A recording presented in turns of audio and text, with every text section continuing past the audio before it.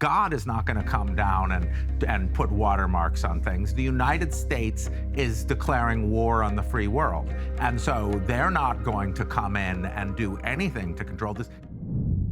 Let's bring in Jason Stanley, philosophy professor at the Munk School at the University of Toronto, and Michal Klincewicz, assistant professor of computational cognitive science at Tilburg University. Great to have you both on the program today.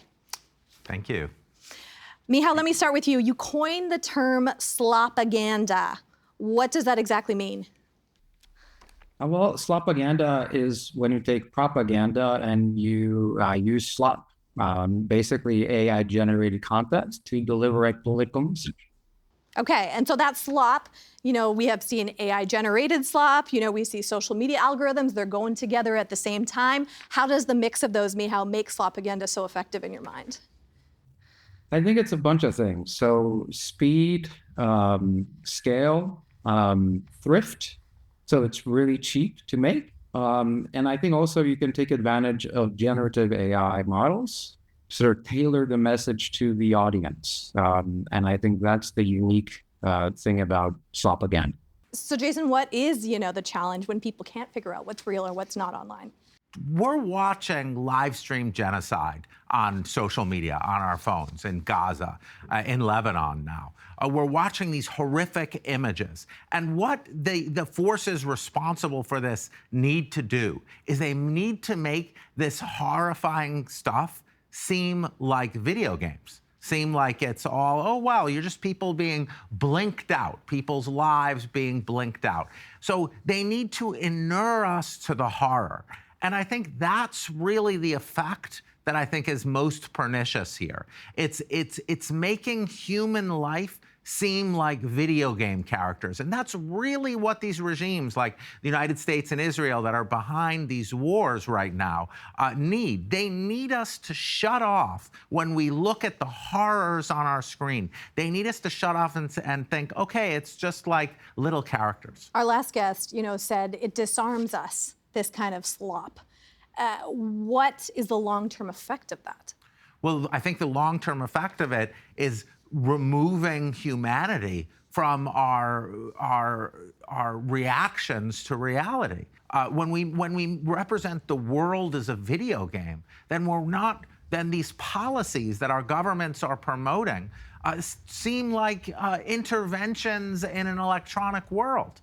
And this shuts us off from the kind of anger we should be feeling and the kind of real world relation we should be having to our fellow humans. Michal, I see you watching there. So you want to get in on that?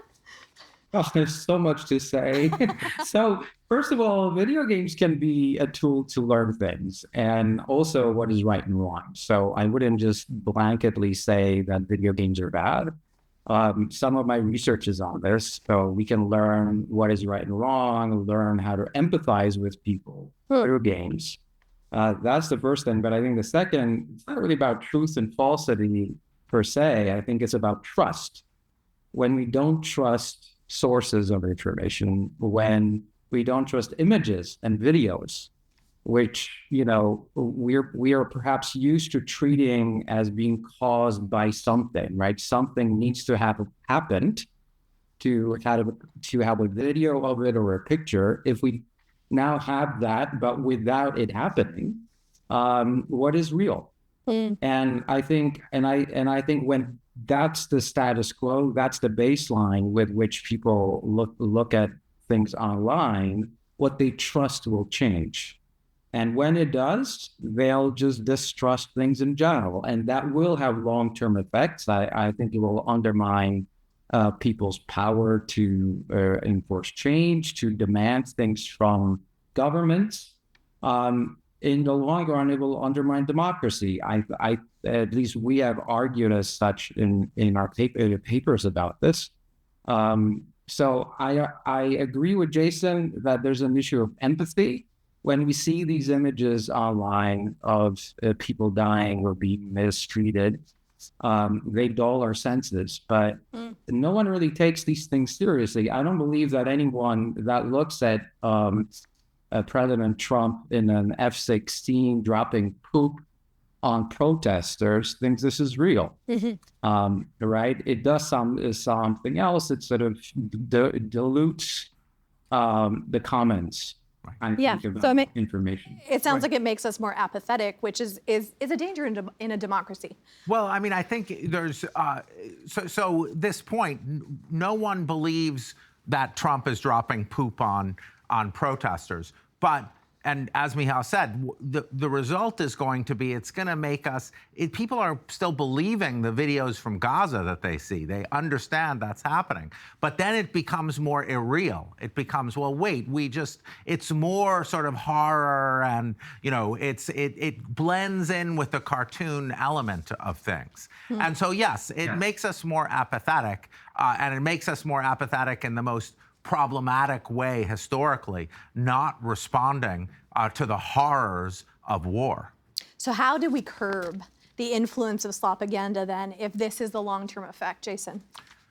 Well, we have to remind people that these are human beings. We have to tell the stories of the human beings affected by our bombs. I mean, I'm an American, so I'm going to say our bombs. These are our bombs. So this attempt to say, okay, the world is just a video game, we have to somehow, via art, via narrative, via platforming the voices that are targeted, we have to remind people these are human lives. How important is it that wars are fought virtually just as much as on the ground right now?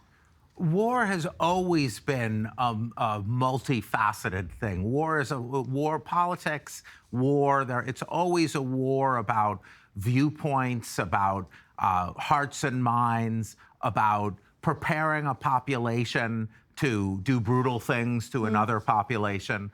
All of this has always been central to war. Now what we have is, as Michal points out, a novel mechanism for mobilizing people, a novel mechanism for shutting off people's hearts to the effects of what their governments are doing. And we're going to see how effective that is. I think we've seen Iran actually quite effectively mobilize these new methods to sort of bring world opinion against the United States.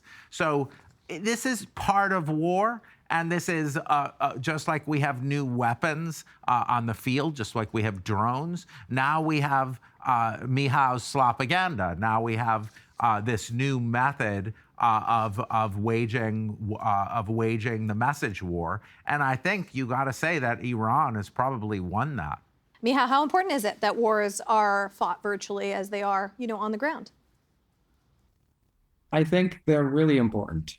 This is a really important point because to some extent, democracies are at a disadvantage here.